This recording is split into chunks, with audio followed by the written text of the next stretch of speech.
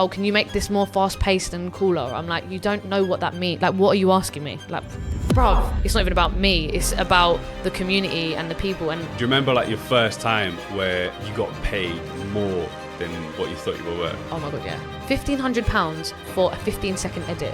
And I was like, okay, well, this changes things. Sorry, I need to go freelance because I cannot be doing this PAYE shit no more. Like, what the fuck? And I don't have all the answers, but I'm trying to be very transparent with that. An absolute legend in the building today. Someone that personally inspires me quite a lot. She's doing so many different things and she's doing all of them quite well, I must say. She's just trying to change things around in the creative industry, and I think in a quite positive way. She's trying to incorporate all sides of the industry to be more communicative towards each other, to have more transparency towards each other, and to just, let down the creative industry bravado and, bring out the humanity in people, connect brands with the right people and so on. So I hope you enjoyed this one. I really enjoyed making this one. Every time I see her, every time I see Ayshe, she just fills me with good energy, man. So yeah, I felt pumped afterwards. And I hope you will too. Enjoy this one. Talk to me. How do I pronounce your first name? Is it Ayshe? Ayshe. Ayshe. Yeah, well, Ayshe. Ayshe. Depends how foreign you are. I'm foreign. Ayshe to you. Ayshe. All right.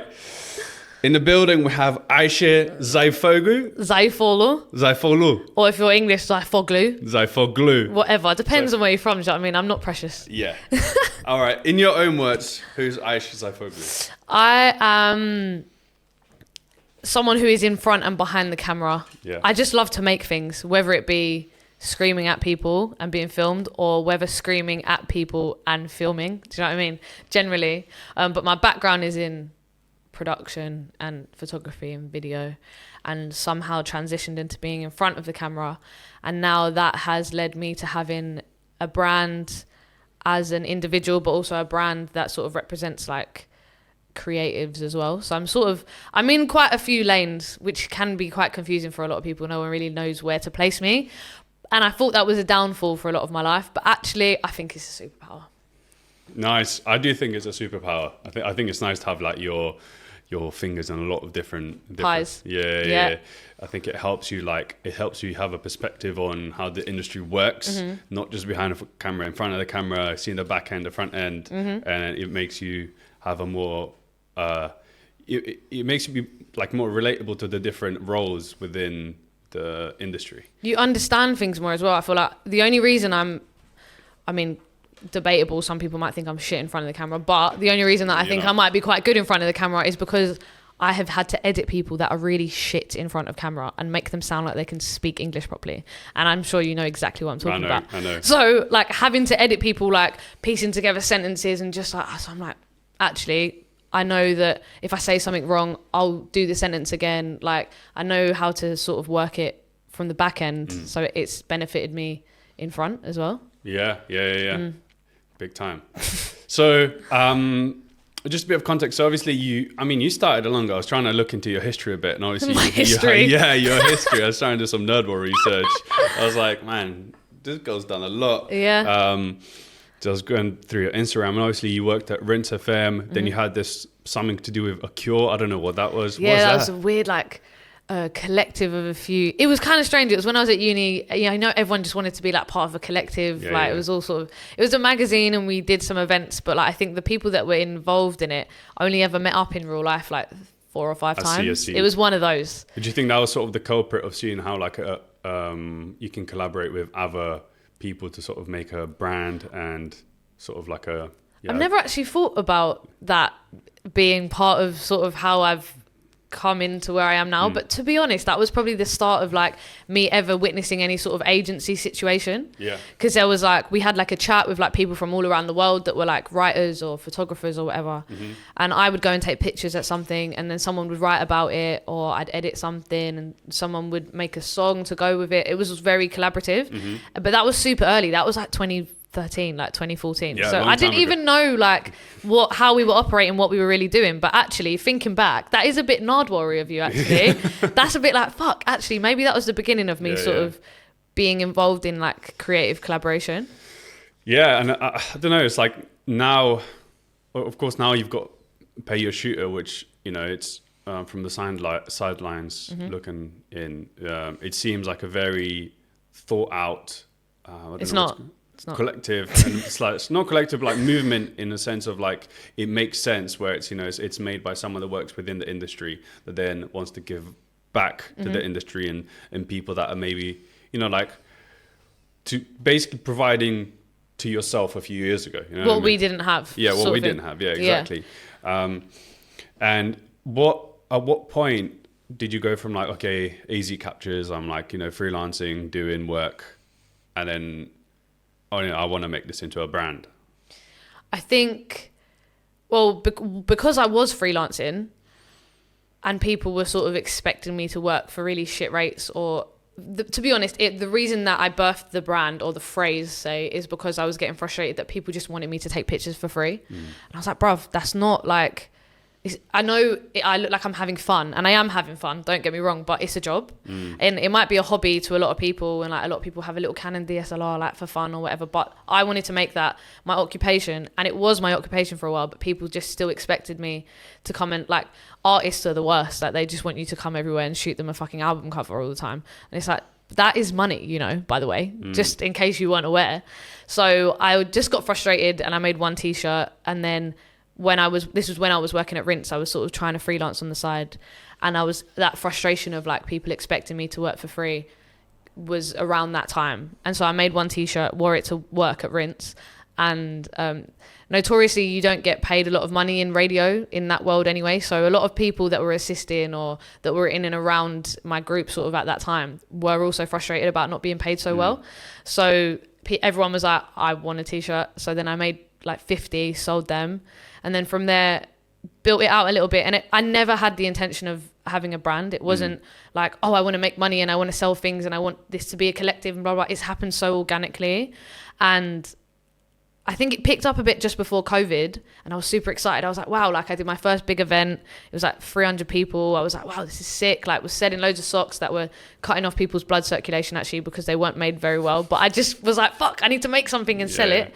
And I was like really excited about it because people were coming to me. Like I wasn't doing no outreach to try and get people to like buy my brand or get involved. It was genuinely people that were creatives and like were like coming together. And I think back then we would go out and there would be like networking situations and you would meet people through that. But then after COVID, it just didn't really exist. And I ordered loads of clothes from Turkey and they got stuck in customs, like Brexit times, and I had to pay a lot of fucking money to get them out. And then COVID hit and it was like, right, so no one's going to buy anything. So I just stuck with all of this clothing for Pay Your Shooter. And I really thought that, wow, okay, this is becoming a brand. Let me do this seriously. And then I just got fucking shat on by the government and the world dying, basically. So I was like, right, okay. So I basically didn't do anything for like 2 years with Pay Your Shooter. I was just sort of really disheartened. I didn't know what to do with it. I kept getting in my brain about being like, shit, I need to make loads of graphic t-shirts and I need to do loads of cool adverts and like sell loads of clothes. And I was getting in my head about being a brand like a Cortez or like a Drama Cool. I was seeing all of those sort of come up and I was like, is that what I am? I want to be that. I thought I wanted to be that. But actually having the time out and the account just sitting there doing absolutely nothing made me realize that I'm not a fashion brand.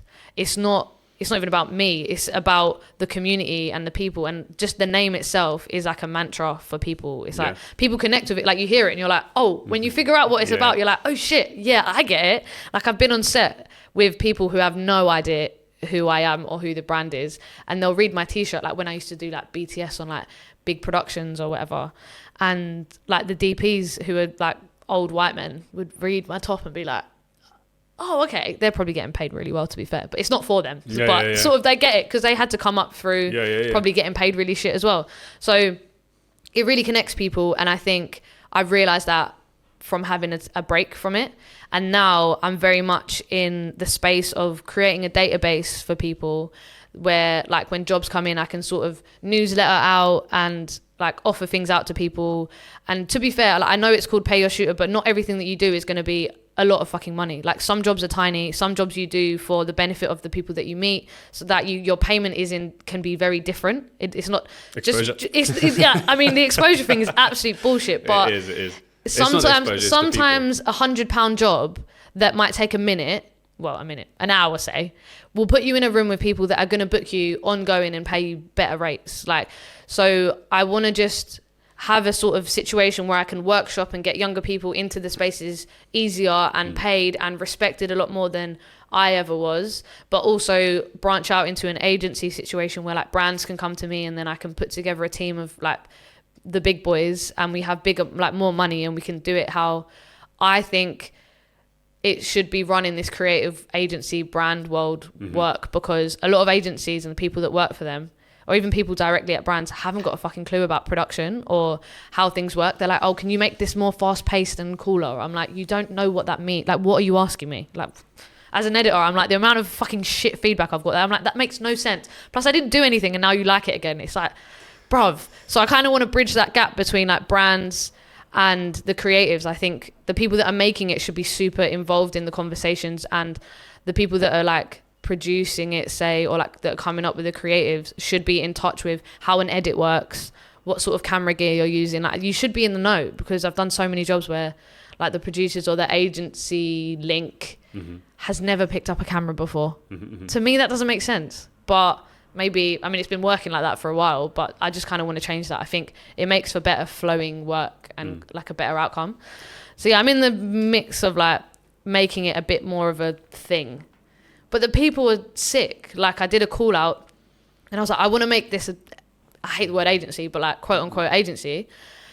And I got 600 people sign up to a link that I posted. And I was like, I was expecting like 30 people. Yeah, 600 is a lot. 600 people. Yeah. I was like, fuck, like I've only got 2,000 followers on the account. So I was like, to me, like I was not expecting that much. That's crazy. So now I'm like, right, I want to break it down into photographers, stylists, graphic designers, and then put on workshops for them and collaborate with brands, blah, blah, blah. There's like so much that I can do. There is, yeah. But I wasn't expecting it. And now I'm like, fuck. There's a lot of creative, like amazing people out there. So I want to slowly build a team and build it out. That's where I'm at. It's quite a lot. I feel like it's quite a lot of pressure though. Yeah, that's not bad. I think pressure is good. You know, Yeah. like pressure. You know, as long as the pressure is not paralyzing. Yeah. Yeah, I guess it can be. I feel. It definitely, yeah. But it's, you know, as good as it means. I feel like when there's pressure, it means it's important. You know what I mean? Yeah, I agree. But just to obviously like the whole pay your shooter thing again, just to come back to what you're saying, like sometimes like a job could be like £100 or you know, but £50 whatever. Like when you're starting off, I'm actually not against working for free when you're starting off, because I actually think like, you know, if you want to get your foot in the door, you have to provide some sort of value. People just won't pay you just because you want them to. You know what I mean? It's like not how it works. you have to get to a point where you're like, okay, I am providing enough value for you to give me. You have to show them what you're made of. 100%. It's like, well, I guess it's not like any job, but like you sort of intern in like other sort of spaces. Yeah, 100%. It's like, you know, there's a perceived amount of value that you hold, where you know that where you know, and it's like that, and that's how you present yourself to a client. You know, and it's.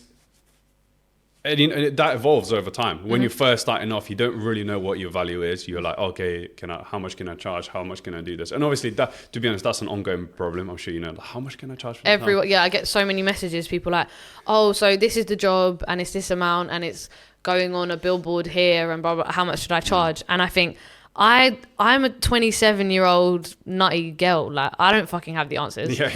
But the page looks like it should have the answers. But that is something that I want to work towards, and sort of like not an APA situation, but sort of like we can sort of maybe set our own precedent of like, this is like a base rate, you know, like a ballpark figure, but it changes so much. Like, I know photographers that I've assisted that are like way older than me that have been doing it for fucking years, and they still quote up every job individually, bespokely. Like, it's just the way that it works. So I think maybe it's not about fighting it, it's just about using it and molding it into a way that you're happy with. I think generally payment, as long as you're happy with it, then I think that's fine. That's how I operate. I'm like, if I'm not happy with it, or I feel like I'm being undercut, or I'm like, I'm worth so much more than this, I get angry about it, then I'm not being paid enough for it. But also, you can't expect to be paid fucking £1,500 for a day if you've shot 2 things in your life.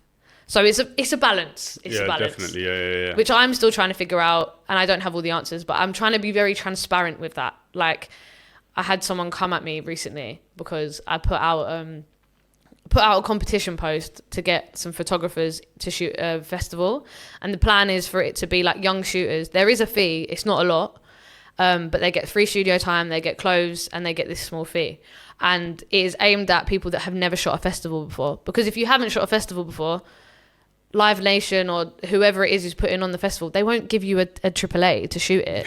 Like if you've never done it before, God, they will never let you in the pit. Yeah. So I want to bridge the gap and be like, right, these guys have never shot it before, but they've shot some sick stuff. Give them the chance, give them a small fee, give them some studio time, which as a young photographer is fucking expensive. So I'm going to give you that, whatever. But I didn't put on the flyer that you get payment, because I thought it's coming from the pay your shooter account. So I just assumed, and I just put that they get passes to the festival, studio time, blah, blah, blah.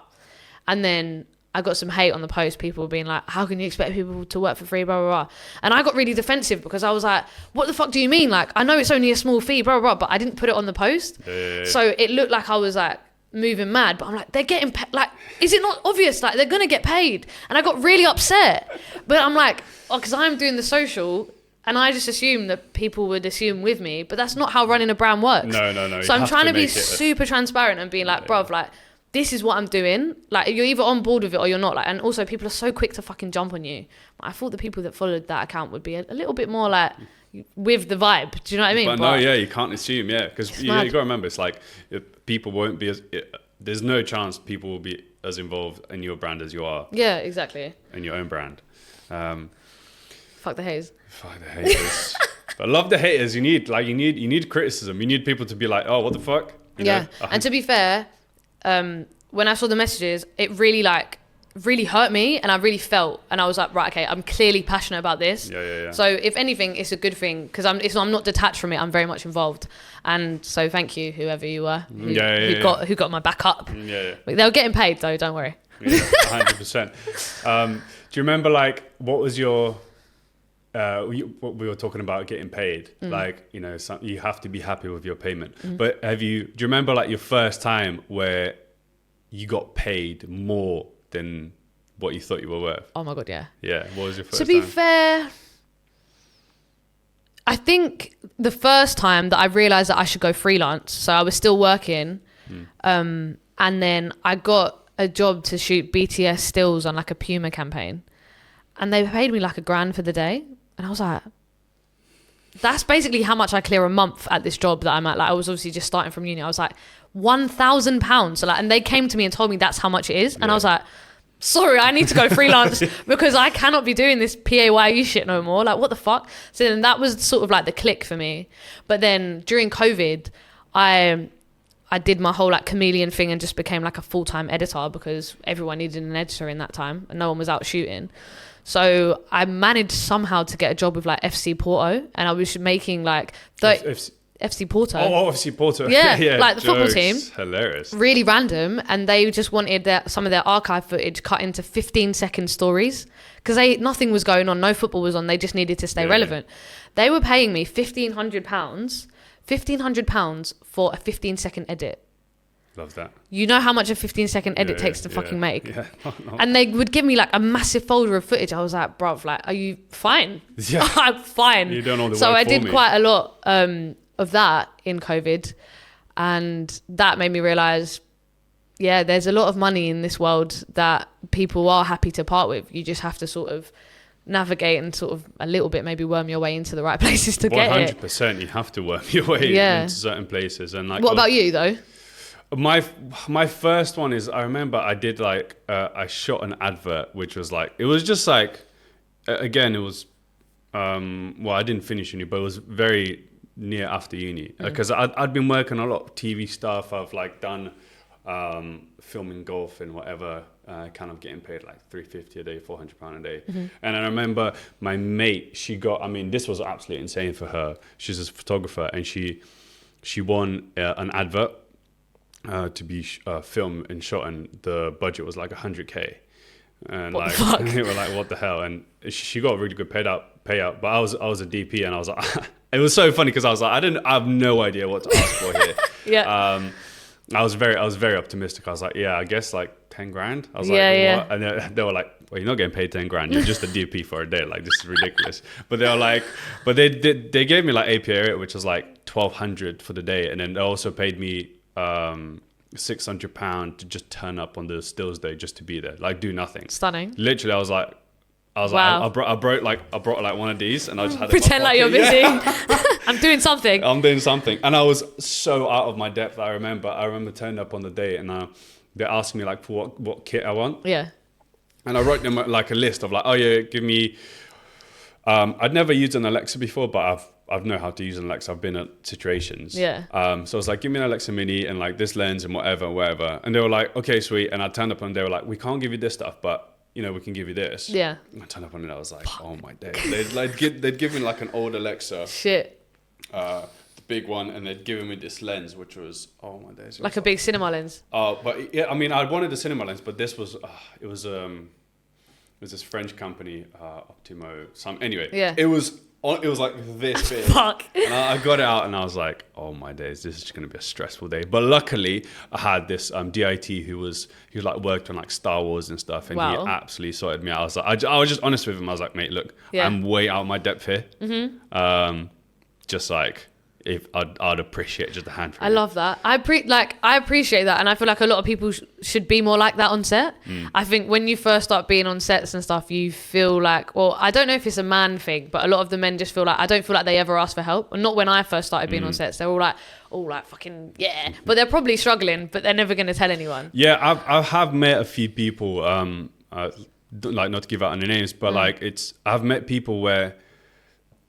It's obvious that they don't know about something, but they would just get defensive about it, and they would, rather than just be vulnerable and be like, "Hey, mate, like, can you just help me out with this?" Where it's just been awkward. Like I've like assisted on a few things as like a camera assistant, and and I can tell the DP is just not quite as comfortable with like something, and instead of just like asking, they'll just get defensive and weird I hate about that. it.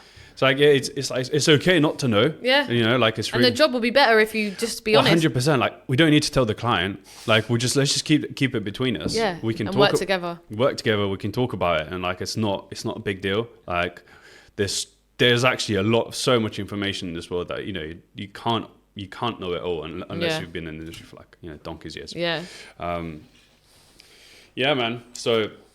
Getting money is good. Like Getting money is good. Full stop. Getting money is good. You can get paid Really like well. Decent money as well. It's like as a photographer, I don't know if you've worked with usage as well before. Yeah, that's a whole nother game. Yeah. That's like most of the money really, like from what I learned, is from the usage and where it's going. But I had to learn that the hard way. I got one of my photos got used. I got booked to do like product shots on this campaign shoot. Just take the shoes away, do some product shots, and then they just wanted it for social was the contract. And then they decided that they wanted to put it on billboards all around Europe. And I was still a little baby fish. Like I don't even know what camera I was using. It wasn't a 5D even. Like, Something it's just something that I picked up along the way. And then they told me that they wanted to use it on billboards, I believe. Or did they not tell me before? I think they didn't tell me before, and this is why I got really angry. Then people started sending me photos of my photo on like, like when you walk into shops, like the security little alarm things, and it's like they have photos on them like in JD or whatever. And I was like, wait a fucking minute, that is more money, surely, right? Yeah. And I consulted like a few people that I know that have been photographers, whatever. They were like, yeah, ask for more. And then I was having a back and forth with this brand, back and forth, and they weren't like really willing to give up a lot of money. They were like, we can just give you $1,000 on top. I'm like, okay, that's fair enough. Like, at least I'm getting something. But then did the little research, when you get the little usage calculator up, whatever, and like put in the territories, and it was just like that technically was worth like 25, 30 grand for the amount of places that they used it. It was like all over Europe. But I didn't know that then. And people will actually try and swindle you to make it, to just have it. But you don't actually get taught, and there's not a fucking textbook answer. So it's very difficult to sort of be like, oh yeah, if it's going to be on that, it should be this amount. It's not that easy of a calculation. And not all brands have that money, or, it's very bespoke every time. So, but yeah, I had to find that out the hard way. But usages can be a lot of money. Can you just explain usage to like what to people that might not know what usage? So usage is like, even if you're in front of the camera, usage is a big thing. So it's like whatever you might shoot or you might be in, that is one thing, that's one fee. But then wherever it's going to live and wherever it's going to be shown is a completely other thing for where exactly in the world it's going to be, how long it's going to be there for.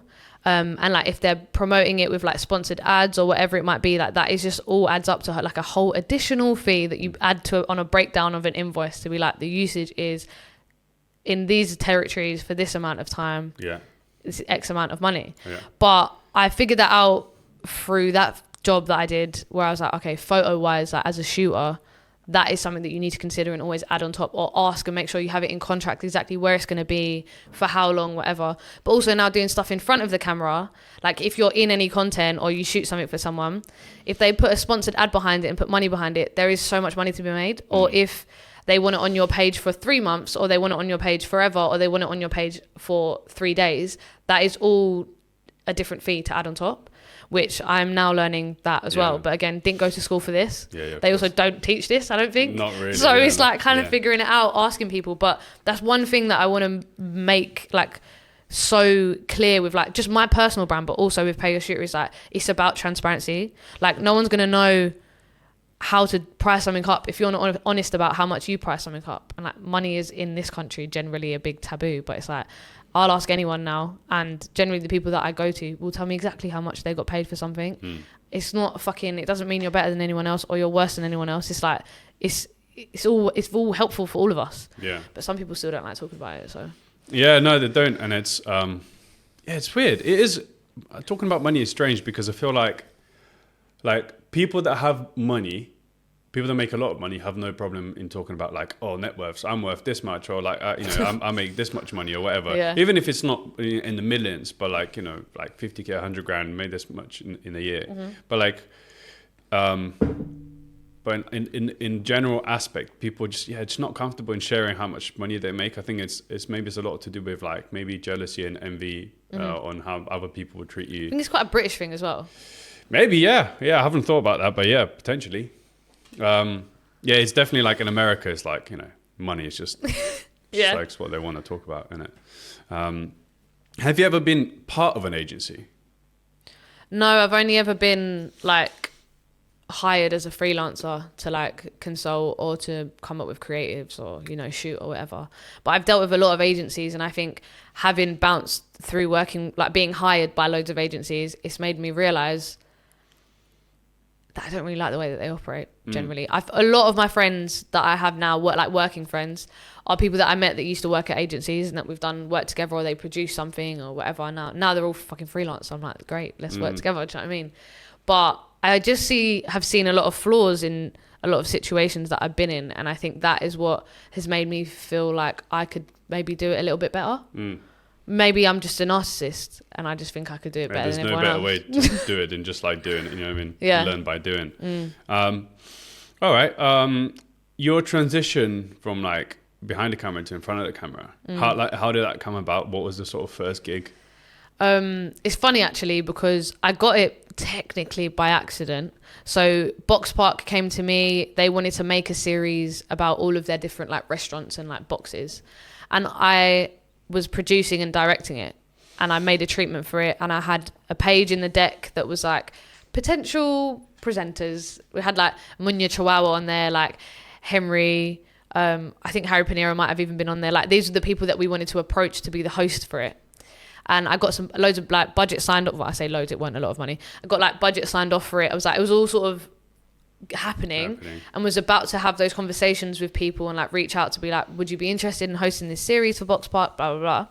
And then they had an event at in Box Park Wembley, a Crep City event, which is a trainer one, which all kind of makes sense into my whole life in general, like how everything's played out has been a bit mad. But it was a Crep City event, and I was like, why don't we use this event? Now my friend Eugene, who works at Box Park, was like, why don't you use this event as like a pilot? And I was like, when is it? And he was like, tomorrow. I was like, okay, well, I need a fucking host. And I was like, you know what? Fuck it. I'll just do it. I'll get my friend.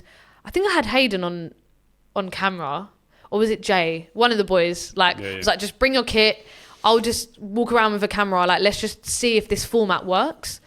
And then me running around like cussing people's trainers. Like, it just came naturally to me anyway, because I love trainers. And then I edited up a little clip of it, sent it to Box Park, and then I got a message from the CEO of Box Park, and he was like, I don't want to put anything with the Box Park TV logo on it unless you're the face.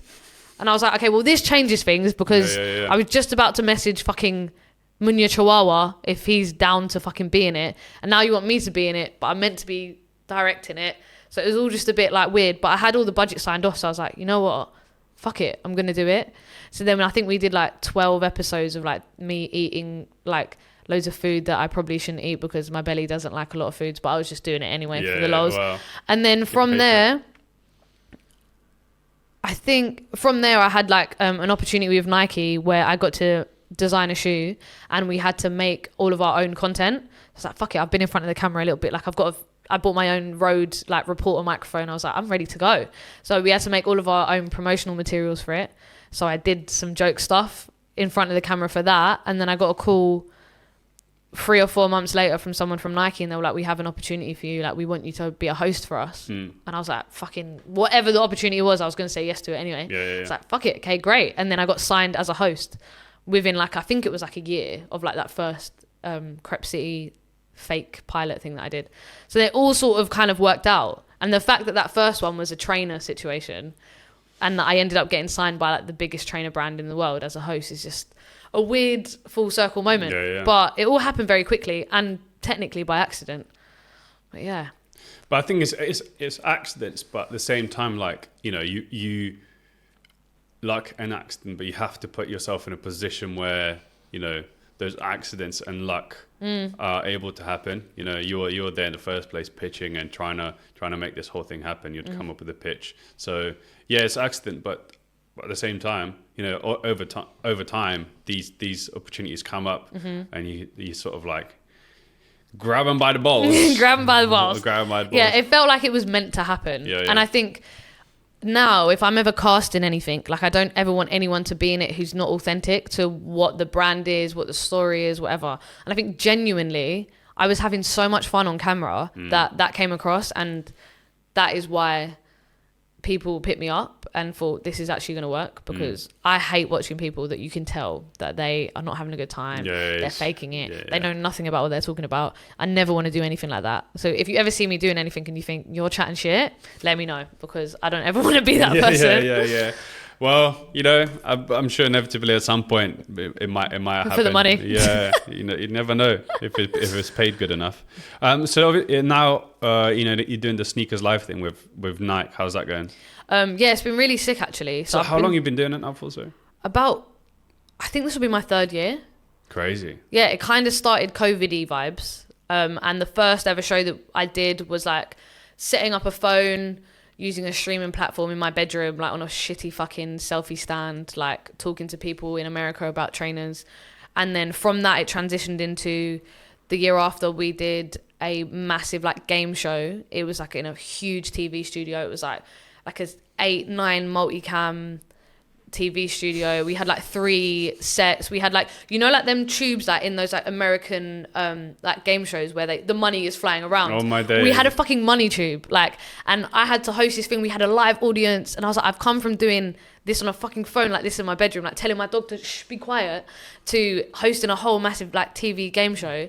But I just got thrown into it. Like, it was like Nike were like, okay, so the next show is this, and I was like, I'm contractually obliged, like I have to do it. And I was so scared. And me and my co-host Will started before me. It's like, he's like the OG of Sneakers Live. He like started it basically, and they needed a female host, and so we sort of just came together so well, and we've really grown through this process together. And I just remember being like, how the fuck are we doing this? And then we done it, and it was it was amazing. Then the year after that, we did another one where we were in Amsterdam, and it was an even bigger production. We had like crews in Berlin, Paris, and London, all feeding into our studio. It was like, but over to you in Paris. All right. It was like a big fucking TV deal. That is sick. And the all of the people, the production crew in the gallery were like, they used to work on like Big Brother, like T4 on the beach. Like one of them does The Chase. I'm just like, you are like proper surreal. TV people. Yeah, I'm here talking about fucking trainers. Like, it's just weird, but it's definitely given me a taste of telly, and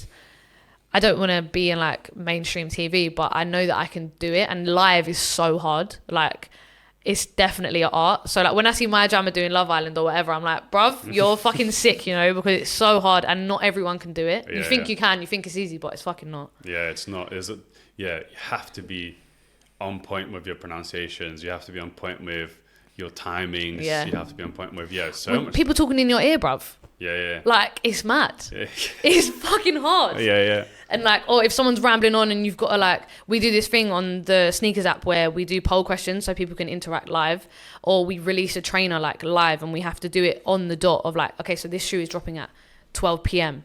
And I'm interviewing someone and they're like, okay, it's going to be 12 p.m. in 30, 29. And I'm like, trying to listen to what he's saying, so I interacting, and then I'm like, wait, okay, sorry, wait, drop the shoe, like it's a lot, but I every time that I'm scared and I do something like that, at the end of it, I always feel so great, and I know that that's why I know that I love doing it because of the feeling that I get at the end of it, and I'm developing a show hopefully soon with Nike and sneakers, like my own type of show, like on the app, and I want it to be like culture and travel and food related, because like I feel like trainers is one thing, but like it feeds so well into lifestyle and like music, and I think I want to sort of bridge that gap and do a little bit more Stacey Dooley, like Louis Theroux type, but through like the sneakers lens. Nice. That's the plan, but who knows? Fucking Yeah. don't know. We'll see what happens. Mate, it sounds sick. Thank you. Yeah, very sick. Do you like trainers? I do like trainers, but I'm really into my barefoots. I love barefoots, man. Yeah. And to be fair, the slipper collection here is pretty on point. It is banging. Yeah. Well, listen, if Nike do some barefoots, let me know. I will let you know. Because It's a joke. Yeah. I bet you have those shoes. I don't have those. Where the toes are separate. I don't have them. I wouldn't put it past you though. I wouldn't put it past me either. I wouldn't, because I'd quite like to see it. Well, you never know. Have you seen the Bulgarian ones up there? They're the fucking ones? sick, and they've been worn. They have been worn. They've been worn. I actually, do you know what? I wore them at an Oxford ball thing. No way. Yeah, I've had like the full Bulgarian. That's so like, sick. Yeah, traditional way. I love that. Yeah, it was funny. Yeah, people were like, what the fuck? Because it was like white tie, and I was there with my my Bulgarian gear. Yeah, because it was like white tie or national dress. Yeah. Oh, fine. I was like, no questions asked. I need to see. You show me a picture of that later. I'll show you later. I wanted to ask you about being in front of the camera now as well. In front of the camera, because you're actually really fucking good at it. Yeah. Well, I feel like you're doing a lot of the stuff that I want to do as well. Mm-hmm. But it's taking. I don't know. I feel, I love it. I really do want to do more stuff in front of the camera. And I feel confident that I will be good at it. I felt like I haven't quite reached my potential as quickly as I've wanted to. Yeah. But at the same time, sometimes life doesn't go at the pace you want it to. Absolutely. But I'm trying to make it happen now. This year, this is literally why I've moved here. Mm-hmm. There's a lot of stuff that I'm trying to work on and sort of make it happen. And there's the one thing I really admire about you is you're one of the doers, you know what I mean? It's not about perfection. It really isn't. You have to just like step by step improve like 1% at a time or wherever, however you want to say it. But definitely, I'm trying to figure out how I can make sense of it. And it's slowly, it's hard to navigate though. And like knowing your lane, I got really lucky with Nike hitting me up that like fit my personality perfectly and my interests. And I'm super grateful for that opportunity. But if I didn't get that straight away, I reckon I would have wanted to continue being in front of the camera, and I navigating it how like you see some people do like the joke stuff or they do the more serious stuff. Like I don't really know how and where I would have fit, and I still don't know really, because I'm like, right, this Nike stuff's not going to last forever. Where and how can I like elevate this and push it? Like what's next? So I'm trying to develop some ideas like traveling ones and try and get some funding to like do some pilots or whatever, but it's fucking hard work. Yeah, it is. And it's got to be like, it has to be entertaining. Like, do you know what I mean? Like whatever you're doing. Because, I sometimes I do stuff, like, and I practice, like on my YouTube, it's just kind of like an experimental ground. It's not really for the subscriber count. It's just, I'm just trying to experiment with things. And sometimes I talk about, like, I did a video where it's like, I'm talking about productivity and like phones and stuff. And it's like, you watch back and it's like, okay, the information's important, what you're giving out to the people, but whatever it is, like it just has to be entertaining. You have to be engaging, yeah. You have to be engaging and entertaining, and that's the one thing I'm sort of like learning slowly. And I'm also like trying to figure out how I can make this more entertaining, because I like it as a podcast, but I want to make it more of like a show. You know what I mean? Because podcasts are good, but you know, kind of have to stand out a bit from the crowd. I mean, there's fucking a shitload of podcasts. Yeah, there's a shitload. I get it, but you just got to write your ideas down and be like, right, or like just think what you would actually like. Yeah. That's how I'll never do anything now. I'm in a really grateful, like, fortunate position where I now only work with my friends. And if my friend has an idea and I can facilitate it, we're gonna fucking do it. If I have an idea and I want to facilitate it, or I feel like I can't, I'll get someone who I know who does styling or set design or whatever, and then we'll come together and make it happen. I'm in a fortunate position where all of my friends sort of work for themselves and we can do those things. But it has to be an idea that you actually enjoy it. Otherwise, there's fucking no point in doing it. My favorite video of you is when you was testing out the little road goats and you was running around.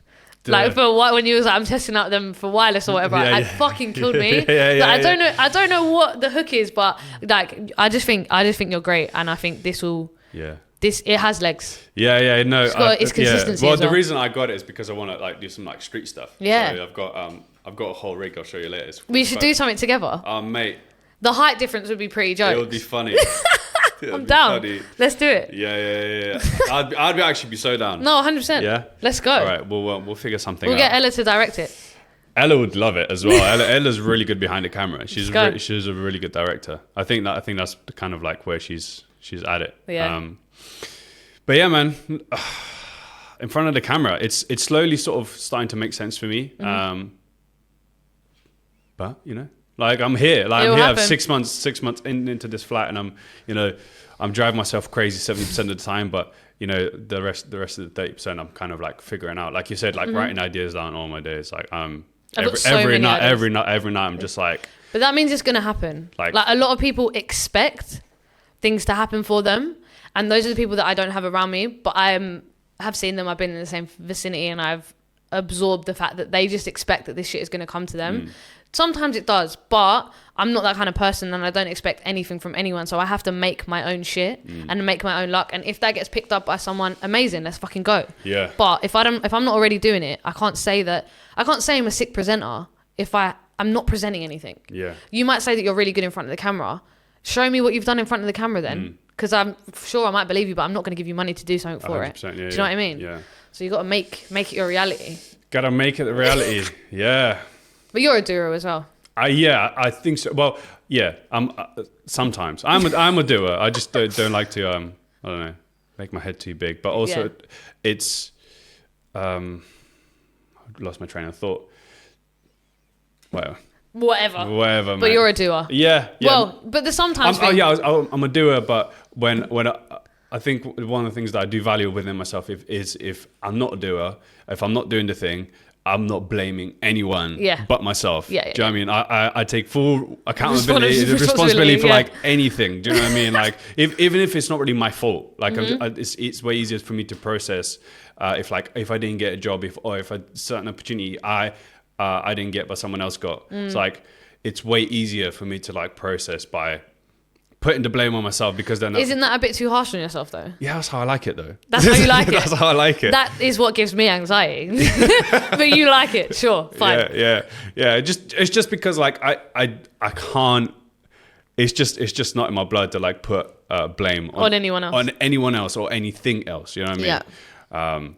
It's like quite like a lone soldier mentality. Yeah. I have that as well. I feel like I find it really hard to ask for help because I've had a lot of shit help. I'm like, and I also don't believe that anyone is going to do anything as good as me. Like, if it's something that I have thought up. Yes. Which is the truth. Like, no one's going to love your baby more than you love your baby.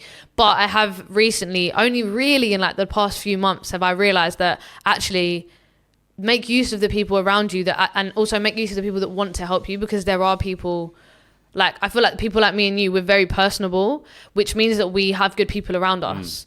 And those people actually do want to help us. We just don't often ask for it or want it. I'm in the same because boat. I'm like, fuck it. I can direct this, even though I don't want to be a director. I'm going to edit it. I'm going to do the audio edit. I'm going to do this, blah, blah. I don't need to do all that shit. No. I know some of the best fucking podcast editors in the UK. Why would I not just text my friend?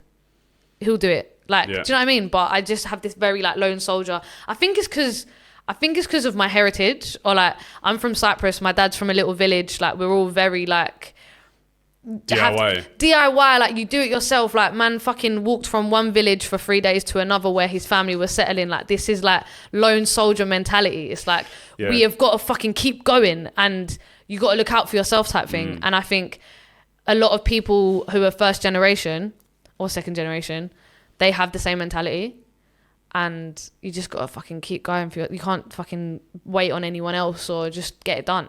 So I definitely have that, but I'm learning slowly in my slightly older end of the 20s. More mature. That actually it's collaboration. Oh, 100%.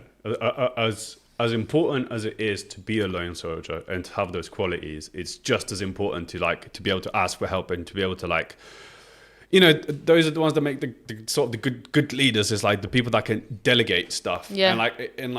And choose the right squad. Yeah, choose the right squad, and have people around you. And you know, like yourself, like I'm quite hesitant to ask for help because I don't want to inconvenience people. Yeah, like burden anyone. But actually, then you realize actually you're not burdening people, because if they want to help, it's a win-win situation. Yeah, it's a win-win situation. Well done. That was a big breath. That was good. I like this. Yeah. This is vibes. There's more coming. I'm getting more people on. You know, I feel like being in the industry, we have quite good access to very interesting people. Absolutely. And like you said, like that's one of the goals of this, to just make this whole industry as transparent as possible, and just have fun with it. You know, it's all about enjoying it. Yeah. If you're not enjoying it, then there's no point. Like the past 2 weeks, I haven't been enjoying it. I haven't been in the best place, but that's because I was overloading myself and I wasn't having fun anymore. And I think as a freelancer, once you get to a certain level and you have the access to work in the places where you can pick and choose, you should only ever be enjoying it, but you can't overdo it. And now I'm enjoying again. Yeah. Especially because of today. Yeah. I'm happy for you. Talk to me. No, that's it. That's what I wanted to say. Yeah. Cheers me. He gave me a stein of water. I'm going to piss myself. It's not quite size appropriate, but... Look, it's the size of my head. Thanks, Coco. Appreciate you. Thanks for coming on. I'd love to work on something together. No, that's where my brain just went as well. Let's fucking do it. We'll do something. Actually, because when we did something last time, that's what we said as well. But that thing that we did didn't even go out. Didn't even come out, yeah. And it probably wasn't. That was again. I'm not a producer. Didn't want to do that. But it came about. It just had to happen. It just had to happen. Because of pressures, and I wasn't having fun in that situation. But it had to be done. Yeah. Didn't come out. Now look. But if we do have fun the whole time from the beginning, it's going to be great. It's going to be great. We need to call Ella, babe. Yeah, where you at? She's going to be listening to this. She'll be like, fuck. Let's go. Yeah. No, we should definitely do it. What kind of roaming around stuff do you want to do? I'll talk to you after the podcast. Fine. Yeah, okay, bye. Let's not ruin it. Yeah. The end.